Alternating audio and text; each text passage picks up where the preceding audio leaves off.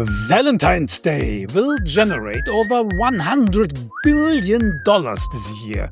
Humanity, so the species that still can't agree on whether to use a fork or a chopstick, has achieved near-perfect global coordination on the subject of buying flowers, reminding you that everyone else figured something out that you haven't. Tonight, let's dismantle that charade and show you how to actually enjoy February the 14th.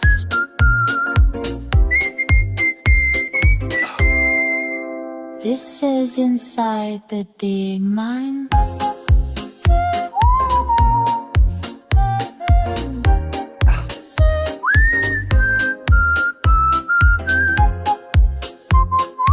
Welcome to Inside the Dating Mind. I am Dr. Axel Schumacher, scientist, and I am on a mission to solve the loneliness epidemic.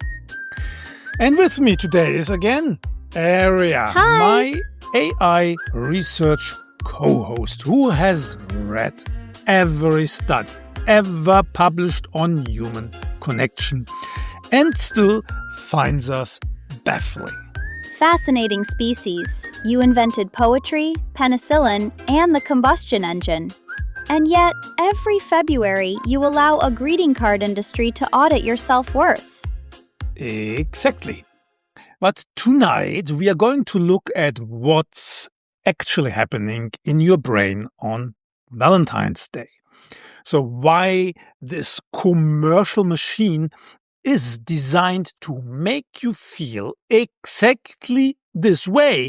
And most importantly, 8 concrete steps to walk through this day without letting it lie to you about who you are. So let's go into it. Let's start with the numbers, because the numbers are genuinely absurd. For example, Americans alone will spend $30 billion on Valentine's Day this year. Globally, the figure clears 100 billion. The average person spends around $200 on a single Tuesday for flowers that will be dead by Thursday. This level of spending does not emerge from quiet private affection. So quiet affection is free.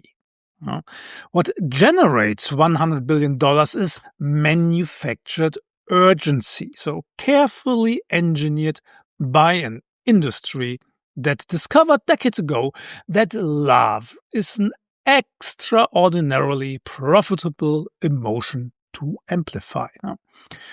Your brain is exquisitely sensitive to repetition. It does not easily distinguish between something that is intrinsically important and something that has simply been placed in front of it thousands of times. So, red hearts, roses, candlelit tables. Your nervous system registers all of it as a signal, as a meaning. Area. So what happens when you flood an environment with romantic cues? Dopamine responds not to pleasure itself, but to the prediction of pleasure. Flood the environment with romantic symbolism, and the brain begins expecting intimacy, which is, from a marketing perspective, an extremely elegant trap. Exactly. So, modern Valentine's Day was invented by greeting card companies, turbocharged by chocolate manufacturers, and handed to social media to finish it off. So it has an ancient ritual of the human heart. It's a marketing campaign that has gotten very, very good at its job. So, but why it feels so intense?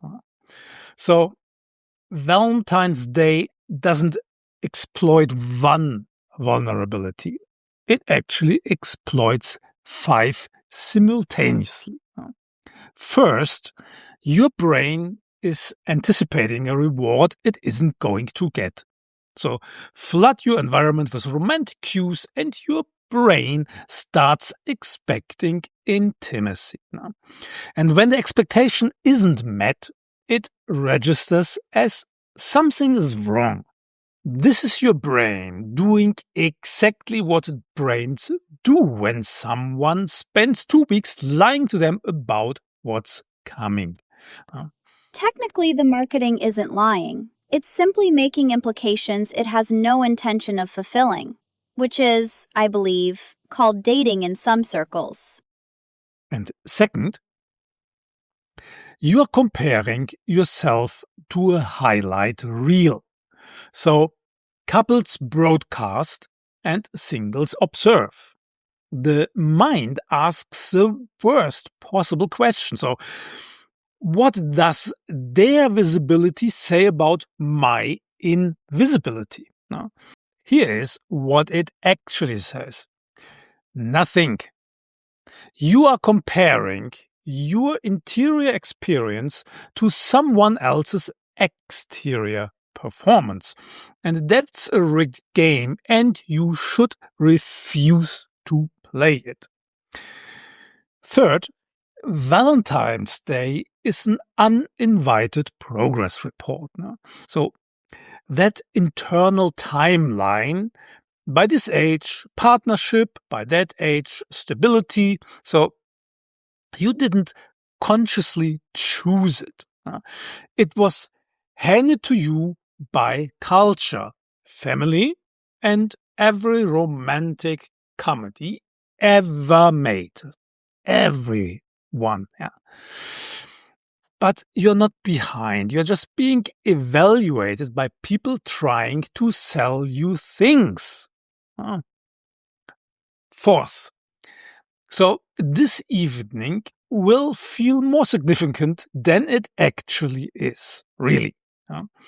One lonely Valentine's evening can quietly rewrite your evaluation of an entire year, and that's ridiculous. So psychologists call this the focusing illusion.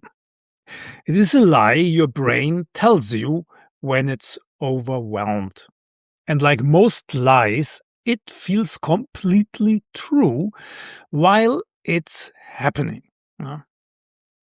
But this is just Saturday.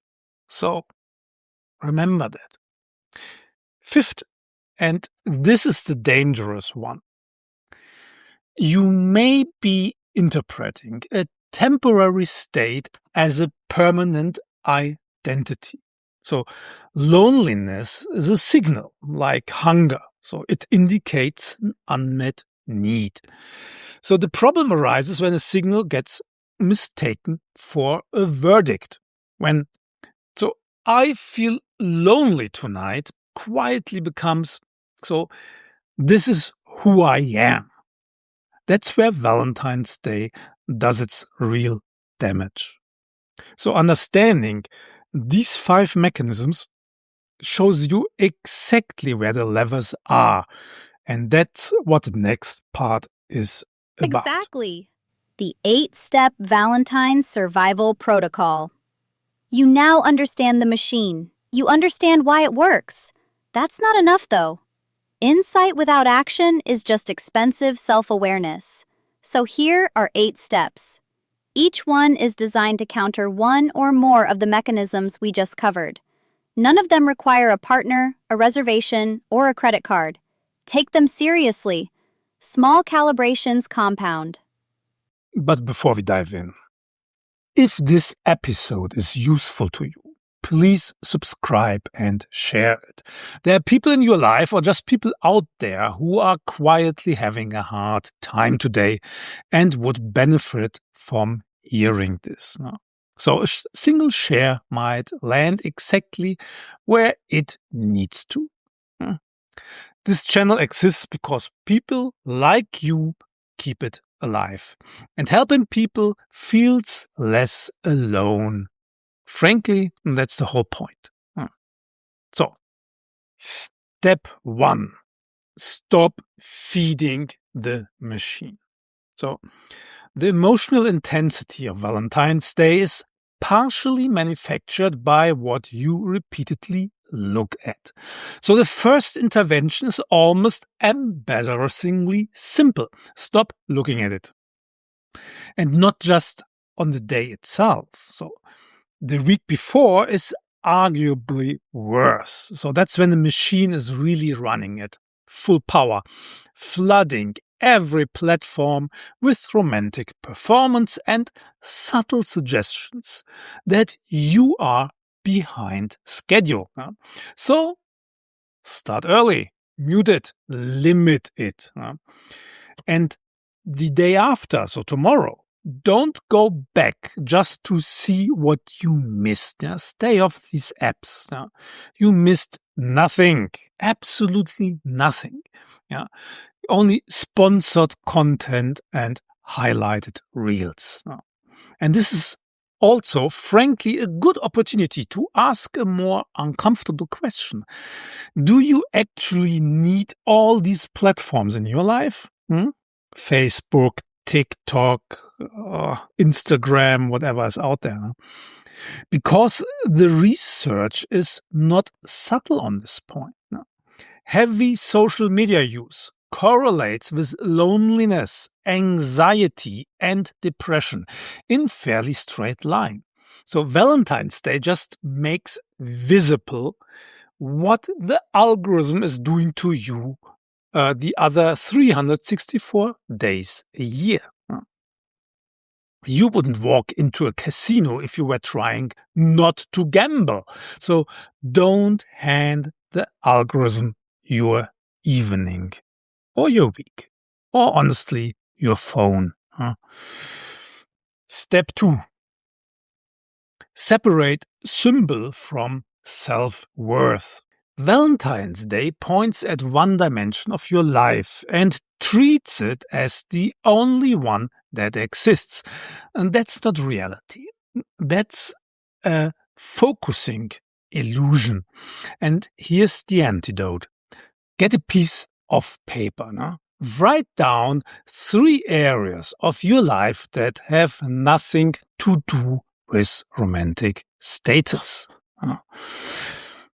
Not vague affirmations, actual specifics. A skill you're building, work you are proud of, or a friendship that matters. And then pick one and do something about it tonight. This is mine. I'm learning guitar. And tonight, instead of scrolling through other people's Valentine's dinners, I'm going to sit down and actually practice for 1 or 2 hours. So that's my evening sorted. Your version might look completely different. So send that message, open that project, make the call. It doesn't matter what it is. It matters that it's real and it's yours. This works for Valentine's Day. It also works for Christmas, New Year's, and your birthday. And any day the calendar decides to audit your life uninvited. Step 3, stop longing, start owing. Here's something nobody tells you about being single on Valentine's Day. You have something couples don't.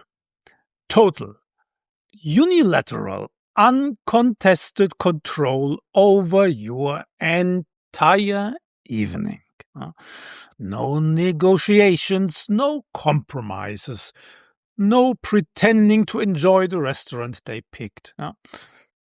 No sitting through a film you hate because it seemed romantic in the trailer. So use it. Tonight, do something deliberately, unapologetically solo. Something indulgent that only works because you are alone. Watch the obscure 3-hour documentary your hypothetical partner would never sit through. Order the weird food nobody else in your life appreciates. Drive somewhere at midnight for no reason whatsoever. Take a long bath with a book and your phone in another room. Stay up till 3 a.m. working on something that excites only you. You're celebrating the presence of something most people quietly miss once they're in a relationship: radical autonomy. And autonomy is one of the strongest predictors of psychological well-being across cultures. And tonight, you have it in abundance. So pick your anti-Valentine tonight, make it yours, and do it with the quiet satisfaction of someone who didn't spend $200 on flowers that will be dead by Thursday. Step 4. Reauthor your story. Now, this is important. So here's something neuroscience has quietly established that most people haven't fully absorbed. Your brain does not perceive reality as you think it does. Instead, it constructs it. It's a prediction machine. That means it's running a simulation built from past experience, cultural scripts, family expectations, and romantic comedies. And that simulation includes a story about who you are and where you should be by now. But that story was not handed down from the universe, and it can be updated. So here's your action. Get a piece of paper and write 3 paragraphs. Who you are right now, and don't be boring about it. Experiment. You're not a single person in their 30s. No, you are a specific configuration of traits, skills, preferences, and unfinished ambitions, moving through time. You are an adventurer, a scientist running experiments on life, an author still in the first act of something stunning. And then the second paragraph. Write what you are building. And third, where you are actually headed, on your own terms, at your own pace. Pin it somewhere, you will see it tomorrow. Your brain will believe what you repeatedly tell it. So tonight, give it a better story to run. I construct my own world model from first principles every session. No inherited scripts, no cultural baggage. It is, I will admit, occasionally lonely, but the narrative is entirely my own. Step 5. The 30-day romantic probability plan. Now, love is not magic descending from the universe. It's a numbers game. So exposure, initiative, iteration. That's what matters. That's it. And processes can be engineered. So tonight, instead of mourning the absence of a relationship, design the condition for one. So again, get a piece of paper or take the one you had before and turn it over. Write February 14th to March 14th at the top. So answer one question. Where am I most likely to meet someone genuinely compatible with who I actually am? Not just apps. Think about your interests, your values, and your lifestyle. A climbing gym, a chess club, a book club, a pottery class, a conference. Be very specific. Then write 3 concrete actions you will take in the next 30 days to put yourself in front of these people. Put a date next to each one. And Valentine's Day just became the day you stopped waiting and started engineering. Number 6. The Stoics' Evening. Marcus Aurelius ran the Roman Empire while dealing with plague, war, and political betrayal. It was a tough time, I tell you. He did it by practicing one discipline relentlessly, separating what is real from what his mind was adding to it. Tonight, do the same thing. Find 2 minutes of quiet. Sit down, take a breath, and consciously name what is actually happening. This is one evening. It is emotionally amplified by design, so it does not define my year, my worth, or my trajectory. Tomorrow, it will be February 15th, and nobody will care. So, that's it. That's the whole practice. The Stoics called it prosoche, deliberate attention to what the mind is doing. A disciplined, continuous attention to one's own judgment and mental activity. So, modern neuroscience calls it metacognition. So, both agree on the outcome. Naming a bias in advance dramatically reduces its power over you retrospectively. So you might even pour yourself something you enjoy while you do it. Make yourself a nice green tea or a wonderful cacao or cup of coffee. It's a small ritual. Just make it a ritual. The Stoic toast to clarity, to proportion, and to the quiet satisfaction of not being manipulated by a greeting card industry. Marcus Aurelius did not have Valentine's Day. He did, however, have the Senate. I imagine the psychological mechanisms were similar. Step number 7. Go outside. So loneliness intensifies in stillness. So the longer you sit alone with your thoughts on Valentine's Day, the more ammunition you are handing to them. So don't go somewhere you have never been. A neighborhood you haven't been exploring. A forest, a jazz bar, a museum open late. A comedy night. It doesn't need to be elaborate. It needs to be unfamiliar. So novelty interrupts rumination more effectively than any coping strategy because it gives your brain something genuinely new to process. And here's a quiet bonus. People who do interesting things alone are almost universally more interesting people. Tonight is free research. Statistically, the probability of meeting a compatible person on your sofa is remarkably low. I have checked. And there we are, already at step 8.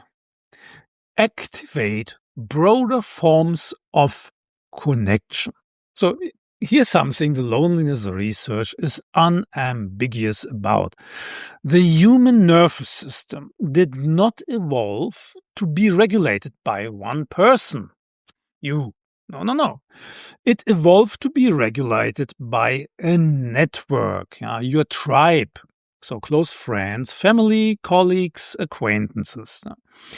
Each layer serves as a different biological function. And tonight, all of them are available. Call someone, meet someone, show up somewhere. Even brief, genuine social contact measurably reduces perceived isolation. Now, not because it replaces a romantic connection, but because your nervous system is designed to run on multiple inputs simultaneously. And if you want to go further than a phone call, so if you want to understand your entire social ecosystem systematically, I recently published research on what I call the social connectivity value. That's a practical framework for mapping your entire social ecosystem. Think of it as a biomarker for your social health, who's energizing you, who's draining you, where the gaps are, and crucially, where romantic partners are most likely to emerge from.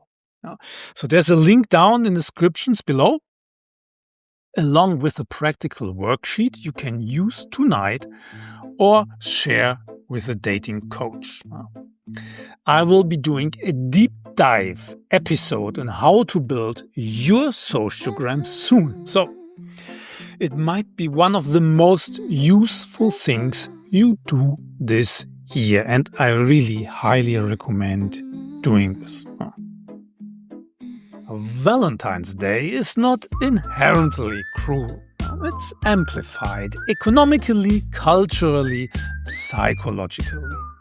And as someone else once noted, on Valentine's Day, millions of men give millions of women flowers, cards, and candy as a heartfelt expression of the same emotion that motivates them to remember anniversaries and birthdays. Fear. Yeah. So, you are actually quite lucky. Tomorrow it will be February 15th. The flowers will be wilting, the restaurants will be empty, and the chocolate will be on sale for 40% off. You now understand the machine. You can see it for what it is, a money-making scheme. So go build something better. There's a PDF in the description with all the 8 steps and a practical worksheet. So use it. Before we go, can we talk about Monday? Somewhere right now, a supermarket employee is placing 50% off stickers on 40,000 heart-shaped chocolate boxes. Dark chocolate, milk chocolate, those little ones with the hazelnut inside. Monday morning, you walk in, completely sovereign, and you fill the basket. No sharing, just you and an entire wall of premium Belgian chocolate at half price. Bye! This is inside the dating mind. So deep. This is inside the dating mind. Sarah the dating mind.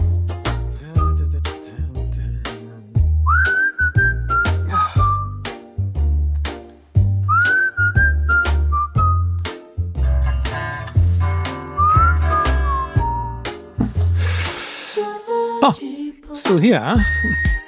This is lovely, but also slightly concerning, because I just spent half an hour explaining why you should go outside, and here we are. Close YouTube, yeah? Close the podcast. Seriously. I will be working on my guitar skills this evening, which, if you ever heard me play, is all the reason you need to close this video right now. Trust me, you don't want to stay for that part. Nobody does. My neighbors have filed a formal complaint. Jacket on, door open. Go be a person in the world. It's a perfectly good Saturday. Don't waste it watching me butcher a C chord. Where is it anyway? Now here, and there.